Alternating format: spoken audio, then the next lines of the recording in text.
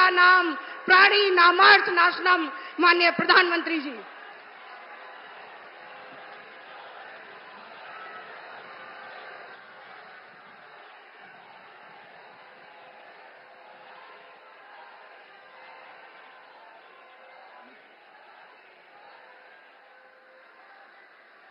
भारत माता की,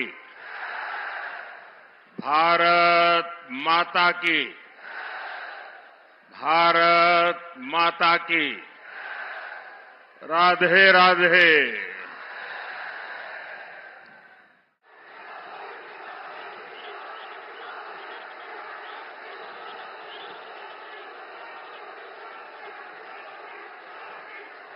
आपका मन भर जाए फिर मैं बोलना शुरू करूं।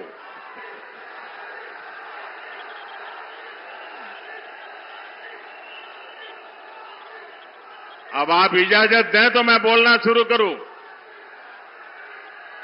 अब आप इजाजत दें तो बोलना शुरू करूं। इजाजत है? हमारे लिए तो जनता जनार्दन ही भगवान है। आप इजाजत दें तो हम शुरू करेंगे। इजाजत है? राधे राधे। मैं पहले भी अलीगढ़ आया हूं और पिछली आया था तब मैंने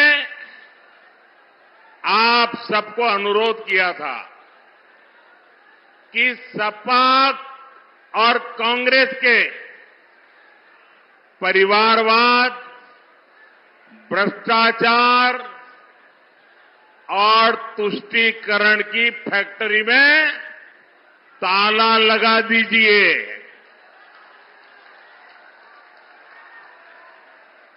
याद है ना?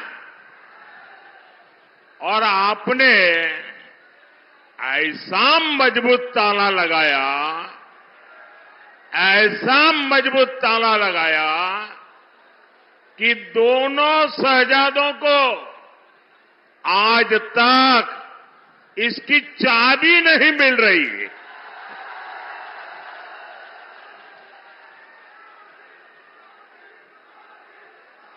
आज मैं अलीगढ़ की जनता को, हाथरस के मेरे भाई बहनों को फिर एक बार प्रार्थना करने आया हूं, आपका आशीर्वाद लेने आया हूं। और मेरी आपसे प्रार्थना यह है कि अच्छे भविष्य की, विकसित भारत की चाबी भी आप ही के पास है। अब देश को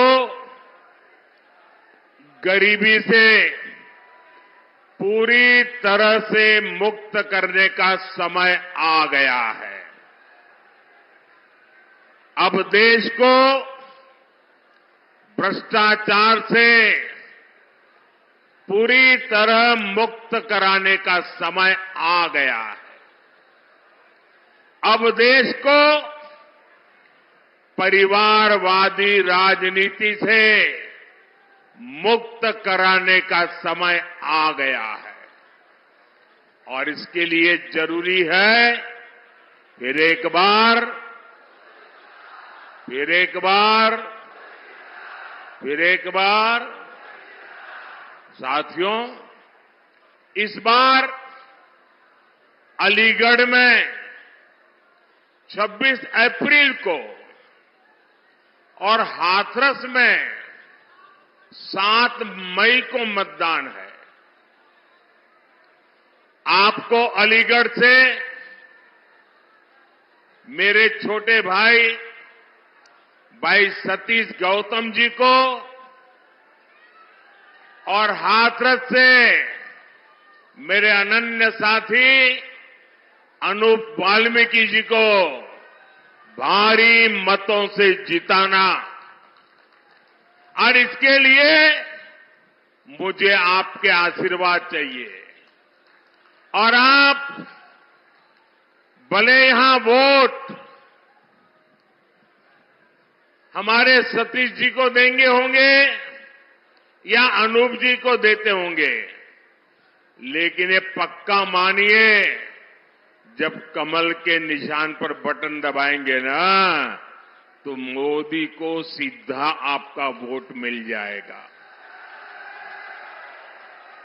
तो मैं सारे काम छोड़ करके वोट करना चाहिए कि नहीं करना चाहिए? सुबह सुबह वोट करना बहुत जरूरी है। करोगे? धूप निकलने से पहले वोट हो जाए, जलपान से पहले मतदान हो जाए। आपके एक एक वोट का बहुत महत्व है। अब आप देखिए, पहले आए दिन बॉर्डर पर बम गोले चलते थे, गोलियां चलती थी, और आए दिन हमारे वीर सपूत शहीद होते थे, तिरंगे में लिपट करके उनका शरीर घर लौटता था। आज ये सब बंद हो गया कि नहीं हो गया? सबकी बोलती बंद हो गई कि नहीं हो गई? उनकी तोप और बंदूक बारूद सब बिक गए कि नहीं बिक गए? पहले आए दिन आतंकी बम फोड़ते थे, सीरियल ब्लास्ट होते थे। अयोध्या को नहीं छोड़ा, काशी को नहीं छोड़ा, हर बड़े शहर में आए दिन बम धमाका। अब सीरियल बम धमाकों पर भी अब फुल स्टॉप लग गया है कि नहीं लग गया है? और जो फर्स्ट टाइम वोटर है ना, उनको शायद याद नहीं होगा, तब वो 5 साल, 7 साल, 8 साल, 10 साल के होंगे। जरा याद कीजिए, आपके परिवार में पूछिए, उस समय अखबारों में, टीवी पर एडवर्टाइजमेंट आता था, और एडवर्टाइजमेंट क्या होता है कि कहीं पर भी कोई लावारिस चीज दिखाई दे तो उसके दूर रहना, उससे छूना मत। कहीं बैग दिखाई दे, कहीं कुकर दिखाई दे, कहीं टिफिन का बॉक्स दिखाई दे, उधर पास मत जाना, तुरंत पुलिस को जानकारी देना। ये आए दिन सूचना दी जाती थी। एयरपोर्ट पे जाओ तो इसका अनाउंसमेंट होता था, रेलवे स्टेशन पर जाओ उसका अनाउंसमेंट होता था, बस स्टेशन पर जाओ अनाउंसमेंट होता था कि लावारिस चीजों को हाथ में लगाओ। इन मेरे फर्स्ट टाइम वोटर है ना, तब बहुत छोटे थे, उनको मालूम नहीं होगा। ये सरकार लगातार बोलती थी, सूचना देती थी। क्यों? क्योंकि इन लावारिस चीजों में बम रखे जाते थे और कोई निर्दोष व्यक्ति उसको हाथ लगाता था, वो मौत के घाट उतर जाता था। भाइयों बहनों, ये मोदी योगी का कमाल है, ये सारा बंद हो गया। हुआ कि नहीं हुआ? शांति मिली कि नहीं मिली?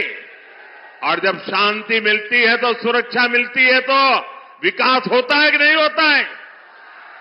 पहले आर्टिकल 370 के नाम पर जम्मू कश्मीर में अलगाववादी शान से जीते थे और हमारे फौजियों पर पत्थर चलाते थे। अब इन सब पर फुल स्टॉप लग गया कि नहीं लग गया? लग गया कि नहीं लग गया? पहले अलीगढ़ में भी आए दिन कर्फ्यू लगता था। अगल बगल के लोगों को अलीगढ़ आना है तो फोन करके पूछते थे, भाई शांति है ना, मैं आऊं तो चलेगा ना? शादी की तारीख तय करनी हो तो पूछते थे, यार कहीं दंगा हो जाए, ऐसे इलाके में शादी नहीं करेंगे, कहीं और करेंगे। ये हाल था कि नहीं था? ये गया कि नहीं गया? ये योगी जी ने करके दिया है आपको। साथियों, दंगे, हत्या, गैंग वॉर, फिरौती, ये सब तो सपा सरकार का ट्रेडमार्क ही था। यही उनकी पहचान थी और उनकी राजनीति भी उसी से चलती थी। एक समय था जब हमारी बहन बेटियां घर से बाहर निकल नहीं पाती थी। योगी जी की सरकार में अपराधियों की हिम्मत नहीं है कि वो नागरिकों का अमन चैन बिगाड़े। साथियों, कांग्रेस, सपा जैसी पार्टियों ने हमेशा तुष्टीकरण की राजनीति की और मुसलमानों के राजनीतिक, सामाजिक, आर्थिक उत्थान के लिए कभी कुछ नहीं किया। और जब मैं पसमंदा मुसलमानों की मुसीबत की चर्चा करता हूं तो इनके बाल खड़े हो जाते हैं, क्योंकि ये ऊपर के लोगों ने मलाई खाई है और ये पसमंदा मुसलमानों को भी उसी हालत में जीने के लिए इन लोगों ने मजबूर कर दिया है। साथियों, इसी क्षेत्र में 3 तलाक से पीड़ित कितनी ही बेटियों का जीवन तबाह हो गया था। और सिर्फ बेटियों का नहीं, और 3 तलाक के कारण मुसीबत में आई उस बेटी, उसके पिता, भाई, परिवार सब परेशान हो जाते थे। अब मोदी ने 3 तलाक के खिलाफ कानून बनाकर उनका जीवन भी सुरक्षित किया है।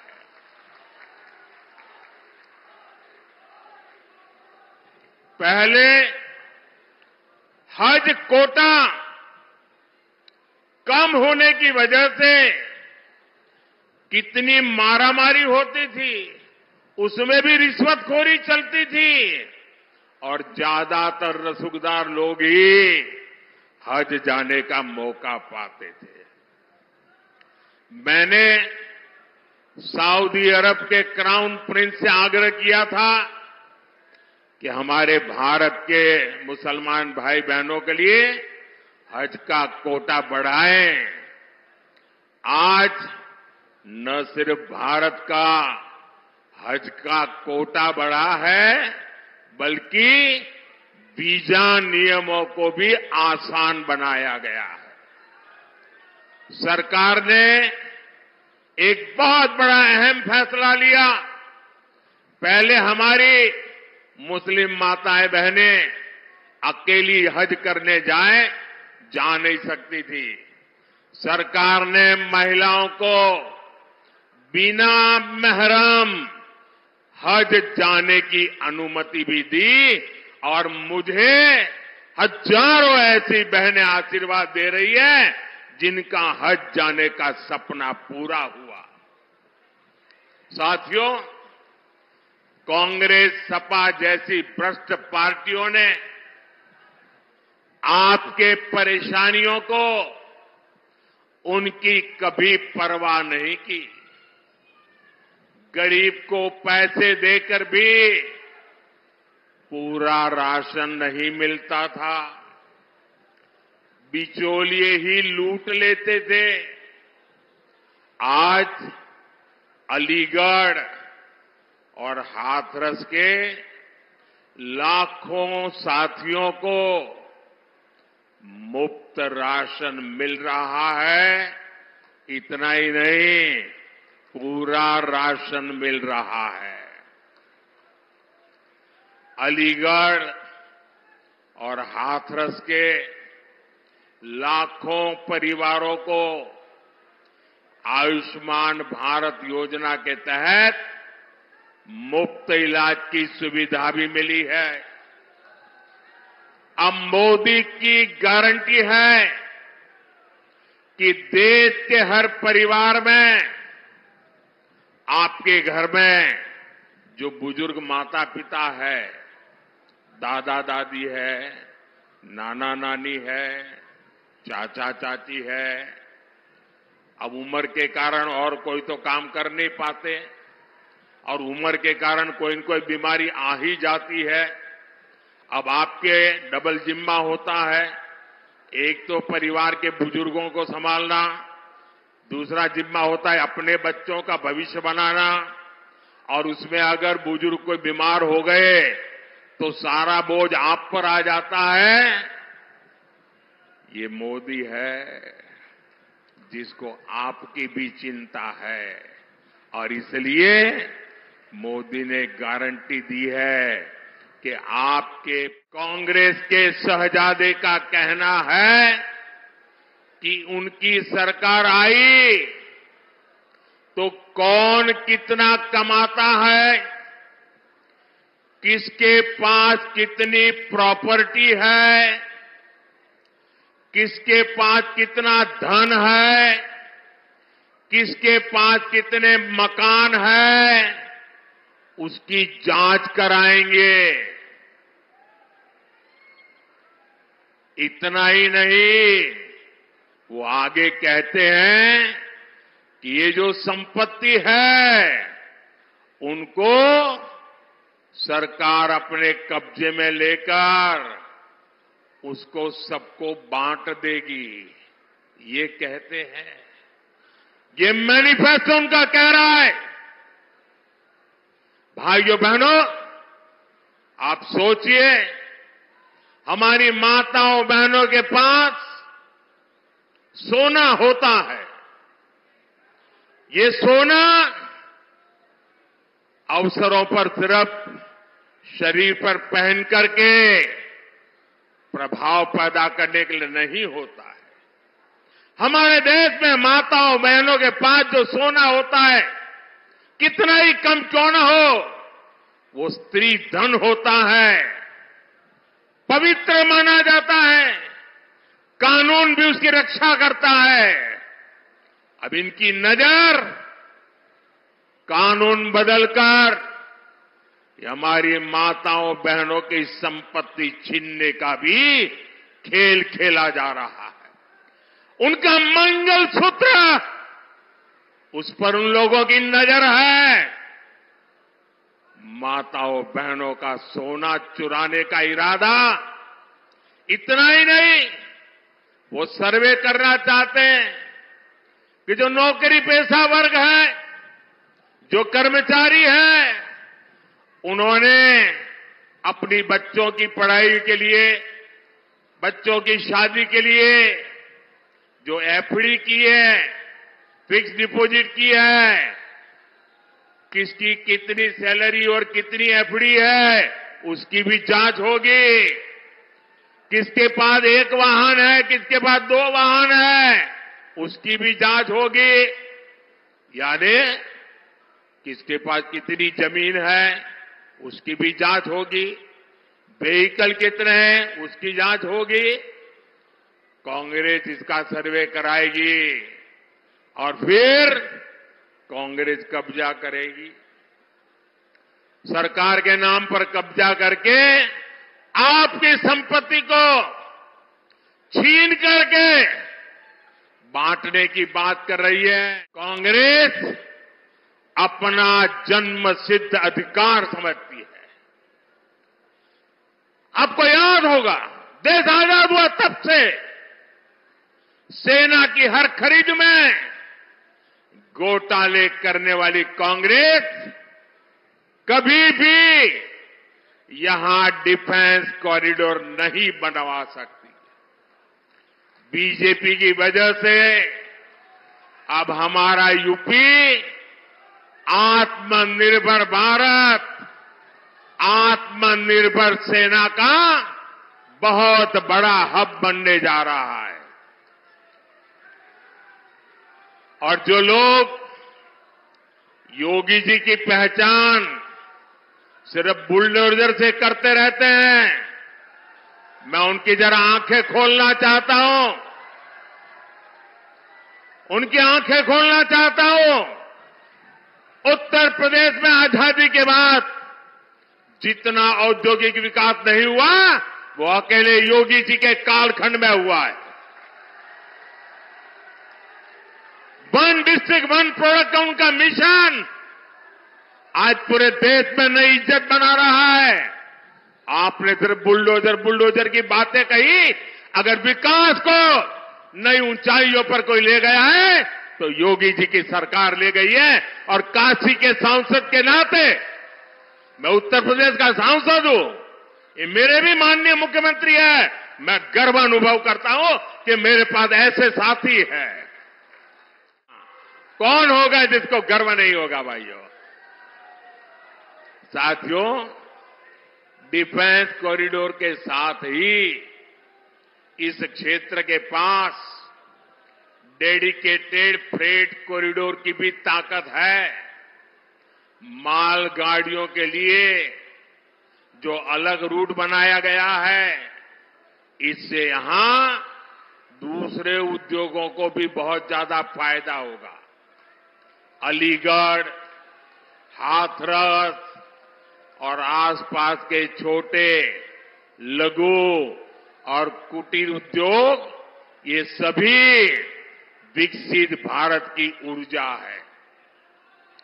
आपके काम को बढ़ावा मिले, इसलिए योगी जी की सरकार वन डिस्ट्रिक्ट वन प्रोडक्ट पर और अब पूरे देश में वन डिस्ट्रिक्ट वन प्रोडक्ट पर बल दिया जा रहा है। और अलीगढ़ के ताले हो, हाथरस की हिंग हो, मेटल उद्योग हो, गारमेंट उद्योग हो, गुलाल उद्योग हो, भाजपा सरकार हर उद्योग की ताकत बढ़ा रही है। यहां के लघु उद्योगों को मुद्रा योजना से भी बहुत मदद मिली है। मुद्रा योजना के तहत भी हम सामान लगता है वो तो यहां के कारखानों से, यहां की दुकानों से ही जाता है। यानी गरीब को घर मिला और बाकियों को उससे काम मिला। और अब तो मोदी ने 3 करोड़ नए घर बनाने की गारंटी दी है। और घर बनेगा तो सीमेंट लगेगा, ईंट लगेगी, टाइल भी लगेगी, दूसरा हार्डवेयर भी लगेगा। और इतना ही नहीं, जब झुग्गी झोपड़ी में रहता है तब ताला लगता है क्या? नहीं लगता ना। और घर मिल गया तो ताला लगेगा कि नहीं लगेगा? और ताला कहां से जाएगा? ताला अलीगढ़ से जाएगा। आप कल्पना कीजिए, कितने ही गरीबों का जीवन सुधरेगा, कितना कारोबार बढ़ेगा। भाइयों और बहनों, इस क्षेत्र को गंगा और यमुना दोनों का आशीर्वाद प्राप्त है। यहां खेती, किसानों को ताकत कैसे मिले, गन्ना किसानों की ताकत कैसे बढ़े, इसके लिए भाजपा लगातार काम कर रही है। हमने पीएम किसान सम्मान निधि के तहत अभी तक करीब 3 लाख करोड़ रुपए किसानों के खाते में भेजे हैं। अब हमने सहकारी क्षेत्र में अनाज भंडारण की सबसे बड़ी योजना शुरू की है। बीजेपी ने अपने मैनिफेस्टो में भी कहा है कि हम आलू, टमाटर, प्याज इन किसानों के लिए विशेष स्टोरेज क्लस्टर बनाएंगे। इसका बहुत अधिक लाभ अलीगढ़ और हाथरस के किसानों को होगा। साथियों, ये क्षेत्र ब्रज की देहरी है, 84 कोस परिक्रमा की धरती है। यहां खैरेश्वर महादेव और 9 देवी सिद्धपीठ जैसे आस्था स्थल है। यहां तीर्थ यात्रा और पर्यटन के लिए अद्भुत संभावनाएं हैं। और इस धरती ने कल्याण सिंह जी, बाबूजी जिनको हम कहते थे, और अशोक सिंघल जी ऐसे नर रत्नों को देश को दिया है। ये हम सभी के लिए कितने गर्व की बात है कि 500 साल बाद भव्य राम मंदिर हम देख रहे हैं।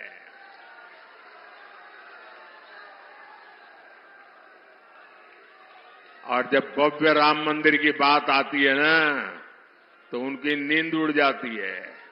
उनको लगता है कि ये 70 साल तक हम रोक करके बैठे थे, ये इतने साल में ही कोर्ट से जजमेंट भी आ गया, मंदिर भी बनना शुरू हो गया, मंदिर बन भी गया, प्राण प्रतिष्ठा भी हो गई, रोज लाखों लोग आने भी लग गए।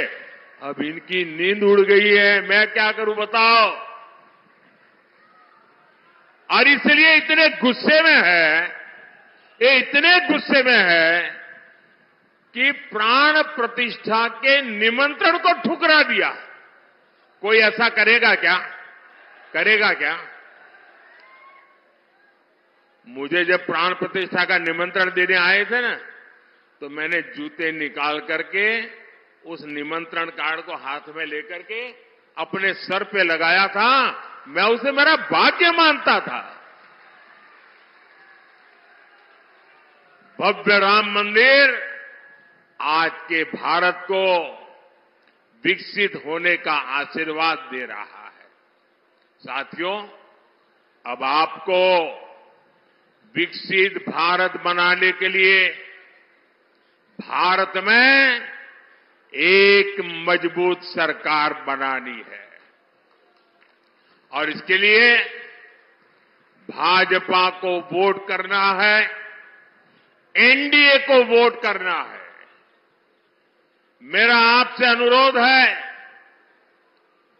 कि आप घर घर जाइए, सभी मतदाताओं जो जाकर के इन सारे विषय घर में बैठ करके बताइए और उनसे वादा करिए कि छुट्टी हो, शादी हो, कुछ भी हो, लेकिन वोट करने जाएंगे। उनसे वादा करिए, पक्का करिए। और दूसरा काम, जब मतदान होना तो उत्सव मनाइए अपने पोलिंग बूथ में। ये लोकतंत्र का उत्सव है, आनंद उत्सव होना चाहिए। छोटी छोटी 15-15, 20-20 की टोलियां गीत गाते गाते मतदान करने के लिए जाए, और हमारे गांव वाले तो तुरंत गीत बना भी देते हैं। लोकतंत्र का जय जयकार करते हुए जाए और ऐसा उत्सव मनाए और फिर मतदान कर करके वापस लौटे। और तीसरा काम, हमें पोलिंग बूथ जीतना है। हमें एक भी पोलिंग बूथ हारना नहीं है। घर घर जाओगे, घर घर जाओगे, जरा मुझे जोर से हाथ ऊपर करके बताइए, घर घर जाओगे, घर घर जाओगे, मतदाताओं को मिलकर के बात बताओगे। दरवाजे पर पर्चा दे करके नहीं आना है, घर में जाके बैठना है, उनका पानी पीना है, उनसे 5 मिनट 10 मिनट बात करनी है। करोगे?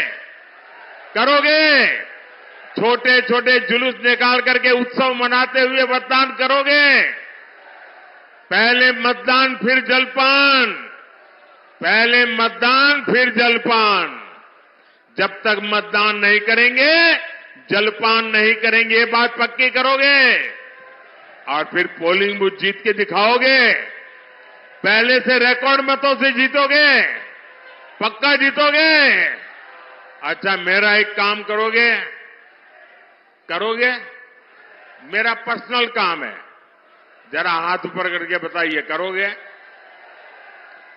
देखिए, घर घर जाना और जाकर के कहना कि अपने मोदी जी अलीगढ़ आए थे और मोदी जी ने आपको राधे राधे कहा है, राम राम कहा है। घर घर मेरा प्रणाम पहुंचा देंगे। मेरे साथ बोलिए, भारत माता की, भारत माता की, भारत माता की।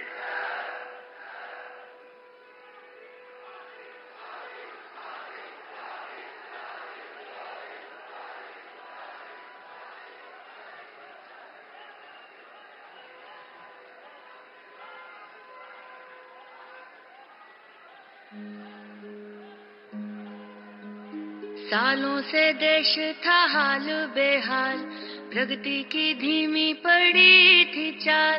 फिर देश नमो को चुनकर लाया, नमो ने भी अपना वादा निभाया।